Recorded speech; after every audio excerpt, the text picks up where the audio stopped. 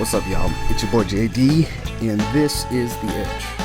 And today I'm here to review Dead or Alive 5 Last Round for the PlayStation 4. The game did launch on the Xbox One, as well as previous generation consoles, excluding the Wii U.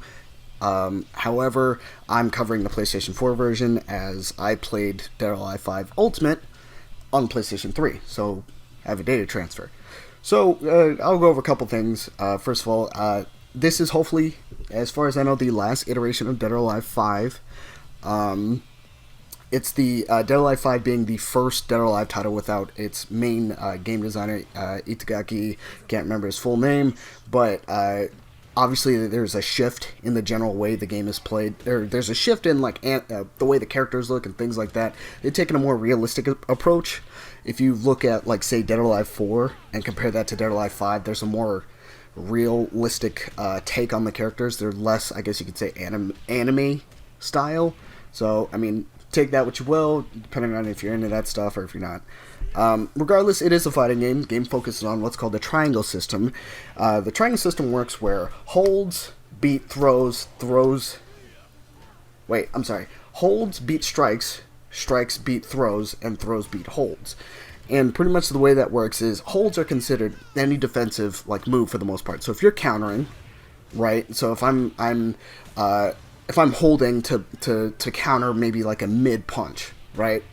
And someone throws a mid punch that's a strike at me, my character enters an animation in which, I counter them, right? Depending on the character, it looks different for who it is. They maintain consistent with the fighting style that character who is countering uses, but for the most part, the whole gist of it is to kind of allow a real sense of needing to mix up your attacks, to not remain stagnant and be, specifically have the same setups and stuff like that.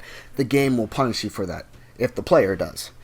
Obviously, if you're countering a lot, someone who picks up on that can throw you instead, and they get a damage boost to that, and it really hurts. And a lot of people, if you look online, which I'll get into, a lot of people will actually fight that way because, man, the payoff is pretty good to fight that way, to expect a counter, but that's where they encourage you to not counter as much and be sure about your counters before you throw them out there and stuff like that. So it's definitely an added bonus. As far as the game's roster goes, this is the biggest roster of any Dead or Alive game. A lot of original characters such as Mila, Rig, who were in the original Dead or Alive 5, but you also have other characters such as Honoka, who make their appearance in Dead or Alive 5 Last Round, and you have returning characters such as Raido, who is from the original Dead or Alive. The very first Dead or Alive. He's the main villain, or last boss in Dead or Alive 5. And he's all cybernetic now, so it's all hardcore. So pretty much the way the game works is you can choose from any of these characters, right? You can be a ninja for all you ninja enthusiasts. You can be a wrestler for those people that still think it's real to them. Or you could be, as awkward as a karate amnesiac, which is silly, but, I mean, he's a good character. But they also come with the added bonus of Virtual Fighter guest characters. These characters have been in since Dead or Alive 5.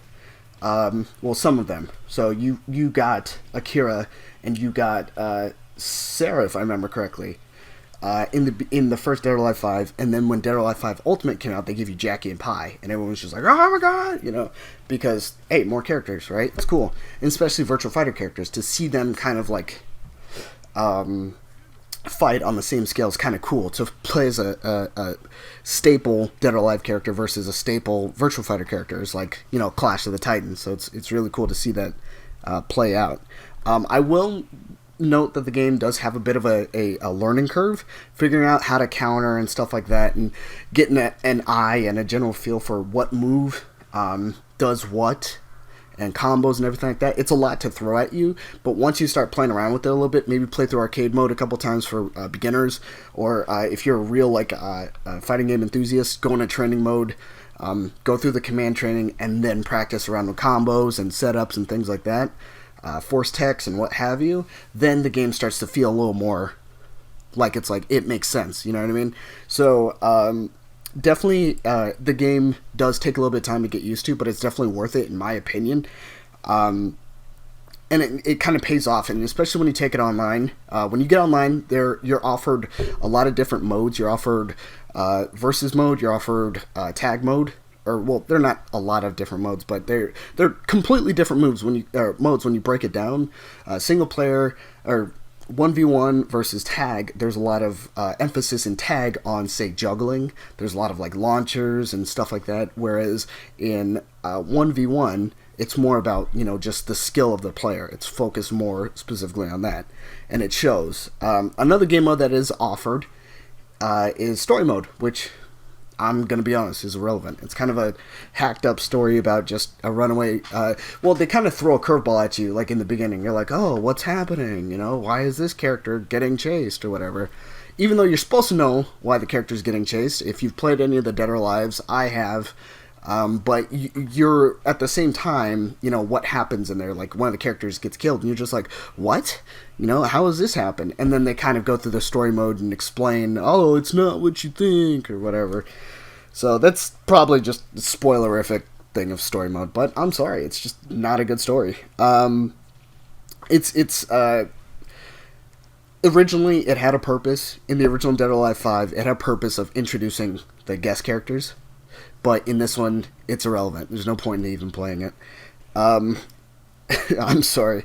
As I said before, tag mode is a game mode in there.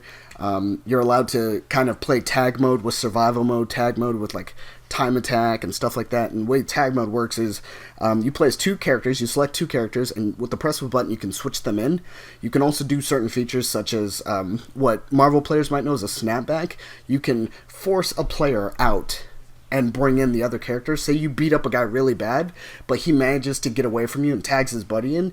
You can hit his buddy super hard and knock him away, and his the guy you previously were just wrecking on has to jump in and fight. So it's an interesting feature.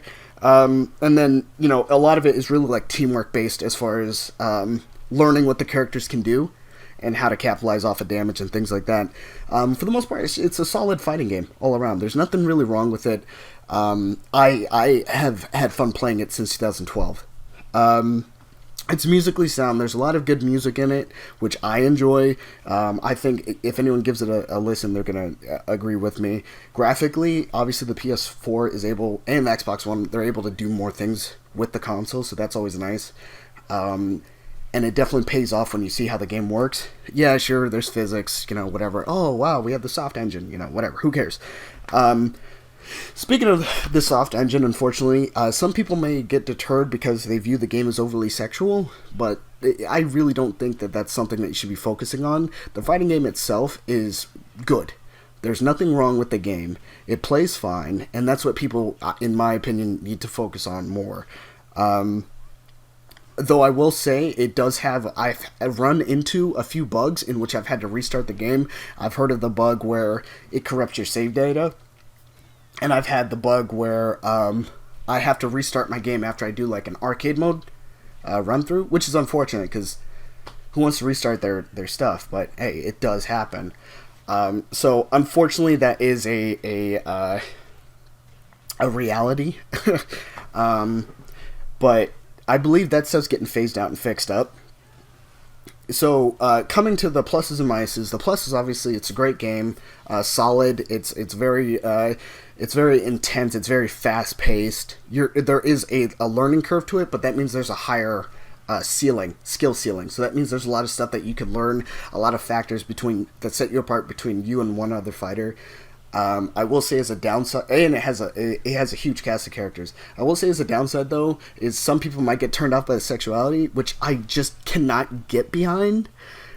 I don't think it's a valid reason, but I have had people that told me, oh, it's not really my kind of game, with girls running around in bikinis. I'm like, well, don't pay attention to that. But that's just me. And also the bugs can sometimes affect your gameplay or just ruin your day altogether if you get a corrupted save file. So, take that what you will. I'm sure Team Ninja's coming by and they're trying to fix it up and add more features to it. The netcode's getting better online as far as online goes, so I'm not really running into too much laggy matches and whatever. So would I recommend it? Yes, I would recommend this game because the biggest thing about this game is it has a free version of it already. It's called Core Fighters. So Dead or Alive 5 Last Round Core Fighters, right? It's mouthful. But pretty much Core Fighters allows you to play as select characters or by the character, and you have essentially access to the online mode or the versus mode. So it's a good tool. It's a good feature for people who are just trying to check it out or get involved into it. And I'd actually recommend anyone who's a fighting game enthusiast who hasn't played Dead or Alive to play that, to give it a shot, and by all means, let us know what you think in the comments below. Okay, but other than that, I'm your boy JD, and this is still it. Thanks for watching.